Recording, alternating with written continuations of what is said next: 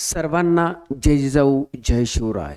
छत्रपती शिवाजी महाराज हे अतिशय महान आणि या ठिकाणी सर्व जगाला आदर्श देणारे असे राजे होऊन गेले. त्या राजाबद्दल ह्या ठिकाणी सगळ्यांना माहिती पाहिजेत. राजांनी कशा पद्धतीने पराक्रम गाजवले ह्याही गोष्टी सगळ्यांनी अभ्यासल्या पाहिजेत. राजांचा इतिहास तर सगळ्यांनी वाचलाच पाहिजे आणि तो इतिहास वाचून काय तो अंमलात आपल्या आचरणात आणला पाहिजे. नक्कीच आपल्याला यश मिळणार आहे. प्रत्येक क्षेत्रात आपण प्रगती करणार आहोत. छत्रपती शिवाजी महाराज हे रयतेचे राजे होते. जनतेच्या मनावर त्यांनी त्या ठिकाणी अधिराज्य गाजवलं. आजही छत्रपती शिवाजी महाराज म्हटलं की आमच्या अंगावर काय शहारे उभे राहतात, काटे उभे राहतात. का? कारण त्या राजाचं त्या ठिकाणी कर्तव्य, त्या राजाने केलेले पराक्रमच अशा पद्धतीने होते की आजही त्या ठिकाणी प्रत्येक नागरिकाच्या अंगावर त्यांचं नाव घेतात, शहारी उभं राहतात.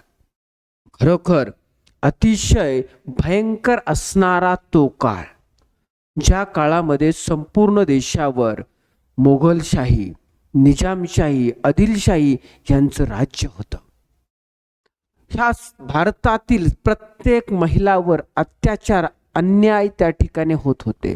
लोकांच्या कत्तली होत होत्या. शेतकऱ्यांची पिकं लुबाडली जात होती. उभी पिकं कापून नेली जात होती. महिलांना तर घरातून आपल्या भावासमोरून, आपल्या नवऱ्यासमोरून, आपल्या वडिलांसमोरून उचलून नेणारी अशी लोक त्यावेळेस होती. आणि ते अन्याय, अत्याचार तर प्रचंड त्या ठिकाणी महिलांच्या बाबतीत चालू होता. असं असणारा तो काळ, त्या काळी माझ्या राजमाता जिजाऊंनी त्या ठिकाणी या अन्यायाविरुद्ध लढायचं आहे, हा अन्याय बंद करायचा आहे असं स्वप्न पाहिलं. म्हणजेच स्वराज्य निर्माण करायचं, आपलं स्वतःचं राज्य निर्माण करायचं असं स्वप्न पाहिलं. आणि ते स्वप्न सतत त्यांच्या मनामध्ये चालू होतं. आणि अशाच राजमाता जिजाऊ यांच्या पोटी शिवबाचा जन्म झाला. 19 फेब्रुवारी 1630 रोजी शिवनेरी या किल्ल्यावर छत्रपती शिवाजी महाराजांचा जन्म झाला. राजमाता जिजाऊंचं स्वप्न होतं, माझ्या त्या ठिकाणी माझ्या शिवबाला राजा करायचे. माझ्या शिवबाने जनतेसाठी एक राजा व्हावं, जनतेसाठी स्वराज्य निर्माण करावं, ही इच्छा राजमाता जिजाऊ यांच्या त्या ठिकाणी मनामध्ये सतत चालू होती. का? अन्यायाविरुद्ध लढायचंय, हा होणारा अन्याय बंद करायचा आहे, त्याच्यासाठी सतत तळमळ जिजाऊंची असत. आणि त्यांनी त्याच्यासाठी बालशिवबांना पराक्रमाच्या गोष्टी सांगत असत लहानपणा. त्याच्यानंतर होते काय? त्यांना दांडपट्टा चालवणं, तलवार चालवणं असे त्या ठिकाणी युद्ध कौशल्य देण्याचं काम राजमाता जिजाऊ यांनी लहानपणीच त्या ठिकाणी केलं. आणि मग ह्यातून शिवबांची वाटचाल, शिवबा घडत होते, शिवाजी मोठे होत होते. आणि काय, अन्यायाविरुद्ध लढण्याची प्रेरणा त्यांच्याही मनामध्ये निर्माण झाली. आणि निर्माण झाल्यानंतर त्यांनी वयाच्या 14व्या वर्षी स्वराज्य स्थापनेची शपथ घेतली.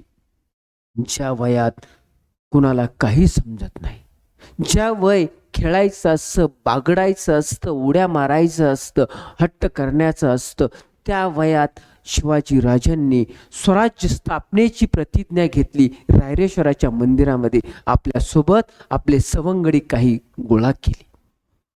आपले सवंगडी गोळा करून त्या 14व्या वर्षी शिवबानं त्या ठिकाणी स्वराज्य स्थापन करण्याची शपथ घेतली. आणि शपथ घेऊन थांबले नाहीत, तर त्या ठिकाणी तोरणा हा किल्ला जिंकून स्वराज्याचं पहिलं तोरण बांधलं आणि स्वराज्याची मुहूर्तमेढ रोवली. आणि मग हळूहळू त्या ठिकाणी एक एक किल्ले काबीज करायला सुरुवात केली. खरोखर शिवाजी राजांकडं अतिशय कमी सैन्य होतं, अनुभवी सैन्य नव्हतं. पण शिवाजी राजांकडं जीवाला जीव देणारी माणसं होती. जीवाला जीव देणारी सैनिक होते.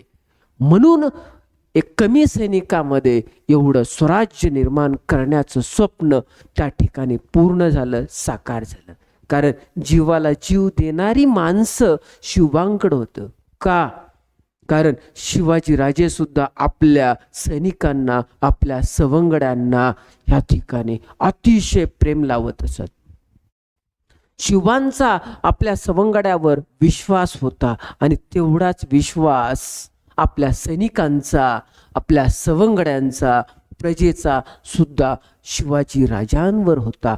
म्हणूनच कमी सैनिकांच्या जोरावर सुद्धा छत्रपती शिवाजी राजांनी प्रचंड असं मोठं स्वराज्य निर्माण केलं. म्हणजे का केलं? तर जीवाला जीव देणारी माणसं होती. आणि अशी माणसं आपण सुद्धा निर्माण केली पाहिजेत. आयुष्यामध्ये आपण चालताना सुद्धा आपल्या माणसं कमीच असावीत, मित्र कमीच असावीत, पण जीवाला जीव देणारी असावीत, आपल्यावर विश्वास ठेवणारी असावीत, आपल्याला संकटाकाळी मदत करणारी माणसं त्या ठिकाणी असावीत. आणि असं असतील तर नक्कीच आपल्याला सुद्धा आयुष्यामध्ये पुढे जाता येईल. आपण सुद्धा नवनवीन गोष्टी त्या ठिकाणी करू शकू, नवीन उद्योग उभारू शकू. त्यावेळेस राजांनी स्वराज्य निर्माण केलं. पण आज आपल्याला काय करायचंय?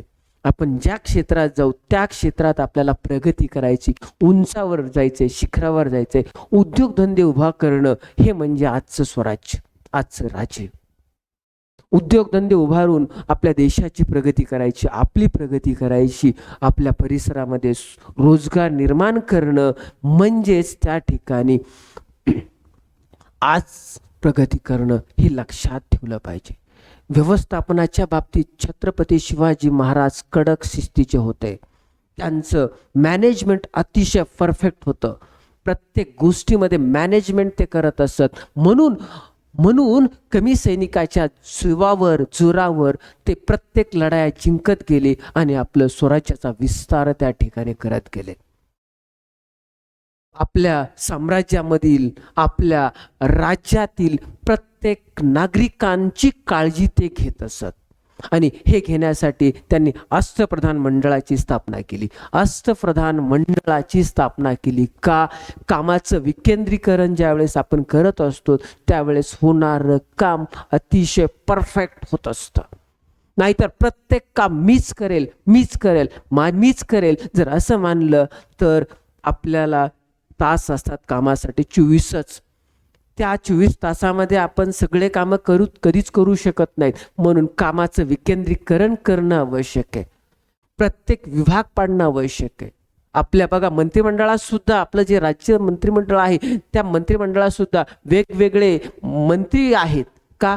त्या विभागाचं काम त्या मंत्र्याने पाहणं. म्हणजे कामाचं विकेंद्रीकरण जर झालं तर नक्कीच त्या ठिकाणी काय होत असतं तर डेव्हलपमेंट चांगल्या पद्धतीने होतं. आणि हे माझ्या राजांनी केलं होतं.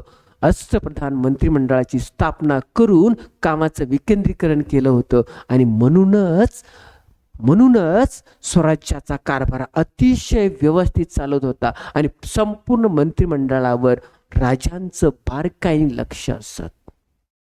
हे आजही हा आदर्श आपण घेतला पाहिजे. आणि राज्य करत असताना सर्व जाती धर्मातील लोकांना त्यांनी त्या ठिकाणी एकत्र केलं होतं. सर्व जाती धर्मांना न्याय देण्याचं काम माझ्या राजांनी केलं होतं. सर्वांना समान न्याय हेही राजे त्या ठिकाणी देत असतात. सर्वांना समान न्याय. स्वराज्यामध्ये कुणीही मोठा नाही, कुणीही लहान नाही.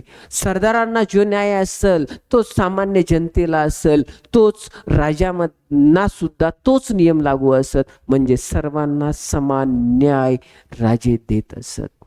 कुणीही राजांसमोर उच्च नीच, मोठा छोटा, गरीब श्रीमंत काहीच नव्हता. म्हणूनच राजांवर त्या ठिकाणी संपूर्ण प्रजेचा विश्वास होता.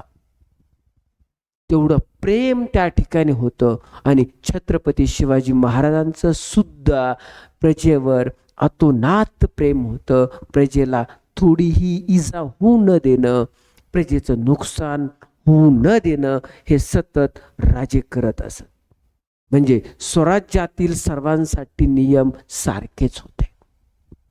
उदाहरण द्यायचं झालं, तुम्हाला माहिती आहे रांजणगावच्या पाटलानं काय केलं होतं, तर एका गावातील एका मुलीवर अत्याचार केला होता. तर त्या मुलीचा बाप राजांकडे रडत आला. त्यावेळेस त्या ठिकाणी राजांना तो राजा गावचा पाटील आहे, मोठा आहे हे न पाहता त्या ठिकाणी त्याला जबरी शिक्षा दिली होती आणि हा आदर्श घालून दिला होता, सर्वांसाठी न्याय समान. पहा, सर्वांसाठी न्याय समान ही गोष्ट सगळ्यांना माहीत आहे. त्याच्यानंतर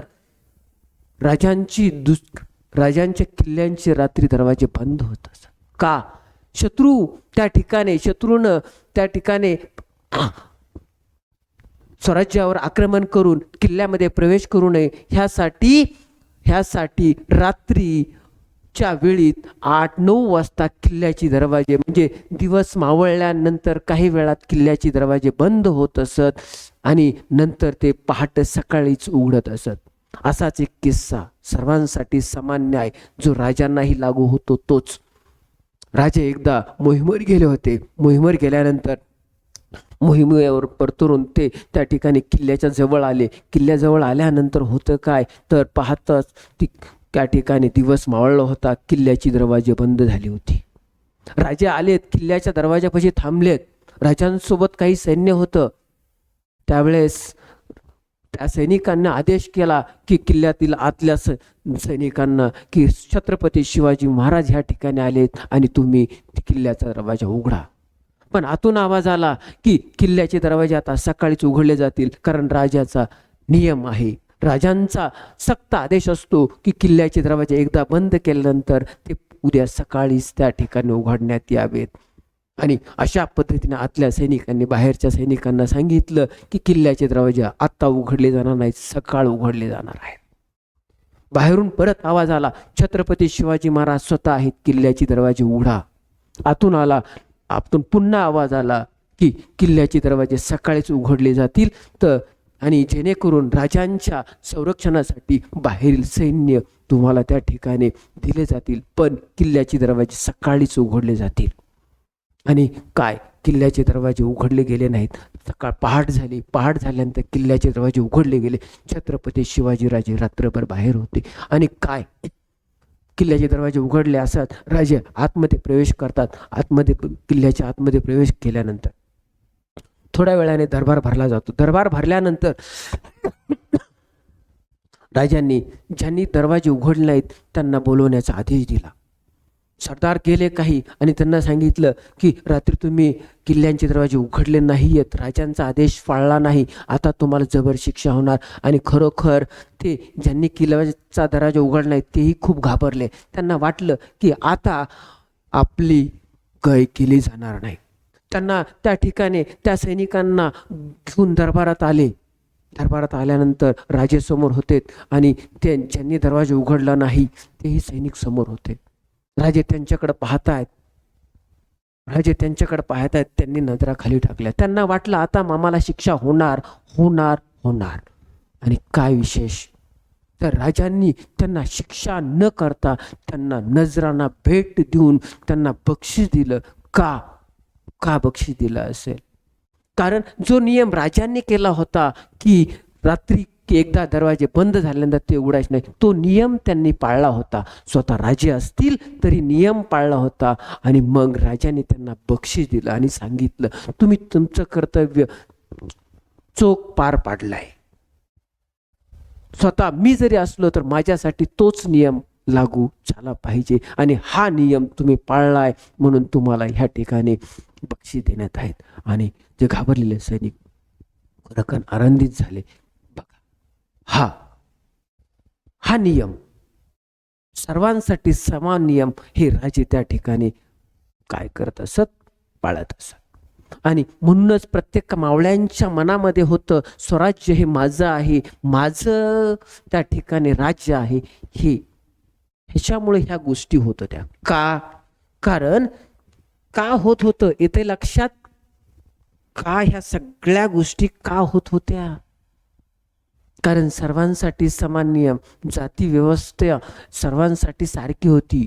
म्हणून छत्रपती शिवाजी महाराज त्या ठिकाणी महान राजे होऊन गेले. आजही जनतेच्या मनावर अधिराज्य गाजवण्याचं काम माझे राजे करत आहेत. राजांनी अतिशय बुद्धीचा वापर करून अनेक लढाया जिंकल्या. कमी सैनिकांच्या पाठबळावर सुद्धा लढाया जिंकण्याचं काम राजे करत होते. कारण प्रत्येक लढाई करत असताना वेगवेगळ्या युक्त्या, वेगवेगळ्या क्लुप्त्या वापरत असत राजे. कारण वेगवेगळ्या क्लुप्त्या युक्त्या वापरूनच त्या ठिकाणी लढाया केल्यानंतर कमी सैनिकांच्या बळावर लढाया जिंकल्या जात असत. समोरच्या शत्रुपक्षाकडे प्रचंड असं सैनिक होतं, तोफखाना होता, दारुगोळा होता, पण राजांजवळ सगळ्या गोष्टी कमी असताना सुद्धा प्रत्येक लढाया त्या ठिकाणी राजे जिंकत असत. त्याचं कारण मॅनेजमेंट, बुद्धीचा वापर. कालांतराने समुद्र किनाऱ्यावरही समुद्रावर आपला वचक असावा आणि समुद्रावर वचक असेल तर त्या ठिकाणी शत्रुपक्ष जे समुद्रातून येतात त्यांनाही रोखण्याचं काम आपण करू शकतो. असं वाटल्यामुळं राजांनी त्या ठिकाणी काय केलं? जल आरमार उभा केलं, समुद्रामध्ये किल्ले बांधले. तशा पद्धतीचं बोटीत बनवल्या, बोटी बनवण्याचा कारखाना काढला. आणि ह्या सगळ्या गोष्टी का केल्या? तर राजांकडं दूरदृष्टी होती. दूरदृष्टी कोण होता आणि समोर काय होऊ शकतं ह्याचं राजे सतत विचार करत असत. म्हणून एवढं मोठं स्वराज्य निर्माण केलं. आज आपण म्हणतो बुलेट प्रूफ जॅकेट, पण छत्रपती शिवाजी महाराजांना त्यावेळेस बुलेट प्रूफ जॅकेट वापरलं. केव्हा? अफजल खानाच्या भेटीच्या वेळेस राजांनी बुलेट प्रूफ जॅकेट वापरलं. कशामुळं वापरलं? राजांना इतिहास माहीत होता अफजल खानाचा. कारण हा अफजल खान एवढा क्रूर कर्म आहे की ज्यानं आपल्या 61 बायकांची कत्तल केली. लढायला जाताना 61 बायकांची कत्तल करून त्यांचे त्या ठिकाणी आडामध्ये त्यांना फेकून दिलं. एवढा क्रूर असणारा अफजल खान ज्यावेळेस भेटीच्या वेळेस येतोय, प्रतापगडावर भेट धरली, त्यावेळेस राजांनी काय केलं तर त्या ठिकाणी बुलेट प्रूफ जॅकेटचा वापर केला. आणि बुलेट प्रूफ जॅकेटचा वापर राजाने त्यावेळेस केला. आज आपण म्हणतोय बुलेट प्रूफ जॅकेट वापरलं पाहिजे, बुलेट प्रूफ जॅकेट वापरलं पाहिजे. त्यावेळेस राजाने बुलेट प्रूफ जॅकेटचा वापर केला. आणि प्रत्येक गोष्टीचा इतिहास राजे माहीत करून घेत होते. अफजल खान भेटीला येतोय, पण राजांना माहीत होतं कस्तुररंगन राज्याचा जो राजा होता त्याची भेट अफजल खानासोबत ठरली होती. त्यावेळेस त्या ठिकाणी कस्तुररंगनचा दगा फटका होऊन कस्तुररंगनला बिचवा खोपसून मारण्याचं काम त्या ठिकाणी अफजल खानाने केलं होतं. हा अफजल खानाचा इतिहास राजांना माहीत होता. म्हणून छत्रपती शिवाजी महाराज अफजल खानाची ज्यावेळेस प्रतापगडावर भेट घेण्यासाठी जात होते त्यावेळेस बुलेट प्रूफ जॅकेट स्वतः त्या ठिकाणी वाघनख्या घेऊन गेले होते, म्हणजे तयारीनिशी गेले होते. हे लक्षात ठेवलं पाहिजे. म्हणजे अतिशय विचार करून प्रत्येक गोष्ट राजे करत असत. सर्जिकल स्ट्राईक हा शब्द आपण आत्ता हे करतो. 3 वर्षापूर्वी भारताने पाकिस्तानाच्या हद्दीत जाऊन सर्जिकल स्ट्राईक केलं होतं. सर्जिकल स्ट्राईक करून त्या ठिकाणचे आपले सैनिक सोडून आणले होते. सर्जिकल स्ट्राईक केलं होतं. तर मग सर्जिकल स्ट्राईक म्हणजे ही कन्सेप्ट आज आपण जरी म्हणत असतो तर राजांनी त्यावेळेस सर्जिकल स्ट्राईक केलं होतं. कशा पद्धतीने केलं होतं तुम्हाला माहीत आहे. शाहिस्ते खान पुण्यामध्ये लालमालामध्ये बरेच दिवस तो मुक्कामाला होता. त्यावेळेस राजांना शाहिस्ते खान ज्या ठिकाणी मुक्कामाला आहे त्या लालमालामध्ये जाऊन त्या ठिकाणी जिथं तो झोपला होता त्या ठिकाणी राजे स्वतः गेले आणि आपले मावळे काही सोबत होते, सैनिक होते, आणि तिथं जाऊन त्यांनी शाहिस्ते खानावर हल्ला केला. शाहिस्ते खान घाबरून पळून गेला. पण पळत असताना पळत असताना शाहिस्तेखानाची बोटे मात्र त्या ठिकाणी तुटली गेली होती राजांच्या तलवारीनं. आणि खरोखर शाहिस्तेखान खूप घाबरला. म्हणजे दुसऱ्याच्या घरात जाऊन, दुसऱ्याच्या ठिकाणी जाऊन राजांना त्याला घाबरवलं होतं. हे म्हणतात सर्जिकल स्ट्राईक राजांनी त्यावेळेस केलं होतं. आणि त्याचाच आदर्श, तोच इतिहास आज पाहिला जातो. आणि त्याच्यानुसार सर्जिकल स्ट्राईक आज आपले भारतीय सैनिक करत असतात. पहा, वेषांतर करून आग्र्यातून सुटकाही राजांनी करून घेतलं. म्हणजे वेषांतर करून कशा पद्धतीने सुटका घ्यायचं ह्याचाही किती चांगल्या पद्धतीने राजाने त्यावेळेस विचार केला असत. तुम्हाला माहिती आहे 1965 मध्ये भारत पाकिस्तान युद्ध चालू होतं. त्यावेळेस हाजीपूर खिंडीत भारतीय सैनिकांनी एक क्लुप्ती त्या ठिकाणी वापरली. जी राजांना वापरली होती, तीच क्लुप्ती वापरली होती. काय केलं होतं त्यावेळेस, काय केलं होतं इथे लक्षात. तर त्या ठिकाणी काय केलं होतं, हाजीपूर खिंडीमध्ये भारतीय सैनिकांनी मेंढ्यांच्या डोक्याला बॅटऱ्या बांधल्या आणि त्या जंगलामध्ये सोडल्या. आणि मग मेंढ्या ज्या दिशेने जातील त्या दिशेने त्या मेंढ्या जंगलामध्ये हकलून दिल्या. आणि मग पाकिस्तानी सैनिकांना वाटलं की हे भारतीय सैनिक आहेत. आणि तशा पद्धतीने ही संख्या कमी आहे असं त्यांना वाटलं. आणि ते त्या मेंढ्यांच्या पाठीमागं त्या ठिकाणी घुसू लागले. आणि त्यावेळेस भारतीय सैनिकाने संपूर्ण पाकिस्तानी सैनिकांना घेरलं आणि तिथं पाकिस्तानी सैनिकांना कैद केलं. आणि पाकिस्तानी सैनिकांचा त्या ठिकाणी पराभव झाला. ही पद्धत वापरली होती माझ्या छत्रपती शिवाजी महाराजांनी. कधी, ज्यावेळेस छत्रपती शिवाजी महाराज सिद्धी जोहरच्या पन्हाळ्याच्या वेढ्यातून निसटून विशाळगडाकडे जात होते. पन्हाळ्यातून खाली आल्यानंतर तिथं राजांना काय केलं, तिथं असणारे बैल आहेत, बैलांच्या डोक्याला बैलांच्या शिंगाला टेंबे बांधले आणि बैल जंगलात सोडून दिली. बैलांच्या शिंगांना टेंबे बांधले. आणि मग सिद्धी जोहरच्या सैनिकांना वाटलं की ह्या दिशेने राजे जात आहेत. ते त्या उजेडाच्या दिशेने धावत होते. पण जवळ आल्यानंतर पाहतात तर बैलांच्या शिंगांना टेंबे त्या ठिकाणी आहेत. आणि मग तिथं ते सिद्धी जोहरचे सैनिक फसवले गेले. आणि तोपर्यंत राजे विशाळगडाकडं त्या ठिकाणी लांब गेले होते. आणि ही पद्धतही राजांनी त्यावेळेस वापरली, जी आजही आपल्या भारतीय सैनिकांनी 1965च्या युद्धामध्ये वापरली. आजही युद्धामध्ये ती पद्धत वापरत आहेत. हे लक्षात घेतलं पाहिजे प्रत्येकानं. असे होते आपले महान राजे छत्रपती शिवाजी महाराज.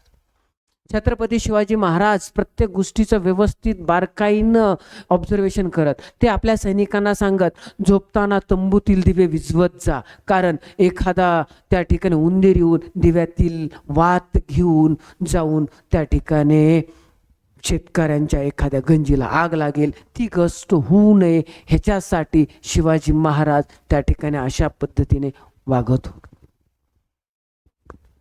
राजे प्लॅनिंगला अतिशय महत्त्व देत होते. प्रत्येक गोष्ट प्लॅन शिवाय छत्रपती शिवाजी महाराज करत नव्हते. युद्धामध्ये गनिमी कावा त्यांनी वापर यंत्रणा राजांची अतिशय प्रबळ होती. अतिशय प्रबळ असणारी राजांची गुप्तचर यंत्रणा होती. शेतकऱ्यांसाठी सिंचनाची ते सोय करत असत. प्रत्येक शेतकऱ्यांचा डेव्हलपमेंट विकास व्हावा हे राजांना वाटत. म्हणून राज्यामधील शेतीसाठी त्या ठिकाणी सिंचनाची सोय, शेतकऱ्यांना सुविधा देण्याचं काम राजे सतत करत असत. म्हणूनच प्रत्येकाच्या मनावर छत्रपती शिवाजी महाराजांचं नाव त्यावेळी होतं, आजही आहे. हे तेवढंच लक्षात घेण्यासारखं आहे. येते लक्षात. राजांचा बॅकअप प्लॅन सतत तयार असत. सैनिकांचा सन्मान करत असत. राज्यातील एखाद्या महिलेनं जर कर्तृत्ववान महिला असेल तर तिचाही सन्मान करत असत. हिरकणी गवळणीचा सन्मानही आपल्याला माहीत आहे. अनिष्ट रूढी आहेत, प्रथा आहेत, त्या सगळ्यांना राजांचा विरोध होता.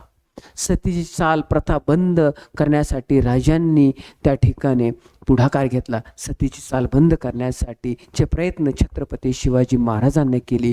आणि छत्रपती शिवाजी महाराज अंधश्रद्धा मानत नव्हते. अंधश्रद्धा न मानणं हे ते सतत तशा पद्धतीच्या कृती करत असत, अंधश्रद्धा मानत नसत.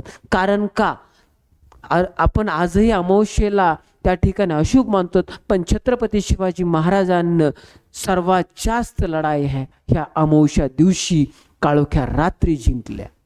सर्वात जास्त लढाई ह्या अमावस्या दिवशी म्हणजे काळोख्या रात्री जिंकल्या. म्हणून राजे अमावस्या वगैरे अशा अनिष्ट रूढीपासून दूर होते. अनिष्ट रूढी प्रथा ह्या गोष्टी छत्रपती शिवाजी महाराज मानत नव्हते. आणि हे असे कर्तृत्ववान असणारे सर्वांचे राजे म्हणजे छत्रपती शिवाजी महाराज राजे. आणि ह्या छत्रपती शिवाजी महाराजांचा मृत्यू रायगडावर झाला. ह्या ठिकाणी मृत्यू कुठं झाला? रायगडावर झाला. शिवरायांचा मृत्यू रायगडावर झाला. पहा बरं, जन्म शिवनेरी किल्ल्यावर, जन्म शिवनेरी किल्ल्यावर आणि मृत्यू रायगडावर. नीती सुद्धा त्यांच्या समोर झुकली. नियती सुद्धा माझ्या राजांसमोर झुकली. का? शिवराय. नाव काय? शिवराय. जन्म शिवनेरी, मृत्यू रायगड.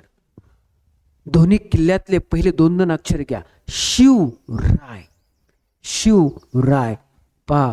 आणि नीती सुद्धा झुकली. अशा महान जे राजे होऊन गेले छत्रपती शिवाजी महाराज यांना खरंच मानाचा मुजरा सर्वांनी नतमस्तक व्हायला पाहिजे. आणि त्यांची जयंती निमित्त आपण त्यांचा इतिहास वाचला पाहिजे. आणि इतिहास वाचून तो इतिहास अंमलात आणण्याचा म्हणजे त्या पद्धतीने वागण्याचा प्रयत्न आपण सर्वांनी केला पाहिजे. हे तेवढंच खरं आहे. आणि अशा ह्या महान राजास आपणा सर्वांचा मानाचा मुजरा नतमस्तक आपण झालंच पाहिजे.